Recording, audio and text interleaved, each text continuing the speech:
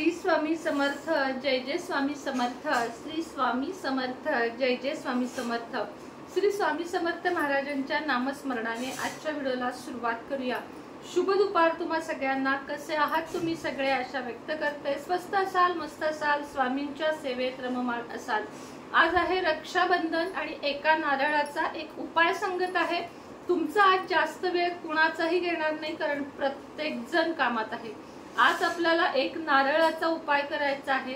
एक नारळ घ्यायचा आहे आणि एक काळा धागा घ्यायचा आहे। घरातल्या प्रत्येकाच्या उंची एवढा एक काळा धागा घ्यायचा आहे, कॉटनचा, ज्याला आपण गोफ म्हणतो, आणि तो त्या नारळावर गुंडाळायचा आहे। आता माझी हाईट आहे 5'6", तर 5 फूट 6 इंच एवढा मी धागा घेणार आणि तो त्या नारळाला बांधणार। असा प्रत्येकाच्या नावाचा बांधायचा।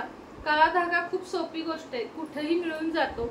हा बांधल्यानंतर तुम्हाला हा नारळ सगळ्यांच्या डोक्यावरून अँटी क्लॉकवाईज म्हणजे डाव्या बाजूने उजव्या बाजूला असा ओवाळायचा आहे। त्यानंतर ह्याच्यावर 7 कापराच्या वड्या ठेवायच्या आहेत। कर्पूर होम करायचा आहे आणि हा जो नारळ आहे तो वाहत्या पाण्यामध्ये सोडून द्यायचा आहे।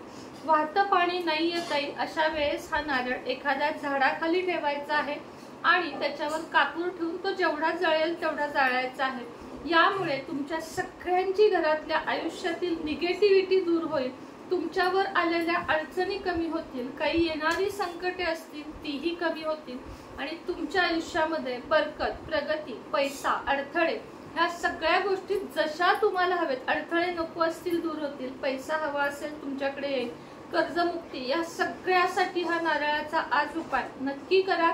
आजच्या व्हिडिओमध्ये इतकंच। पुन्हा भेटूया नवीन व्हिडिओ सोबत, नवीन विषयासोबत। तोपर्यंत सगळ्यांना श्री स्वामी समर्थ।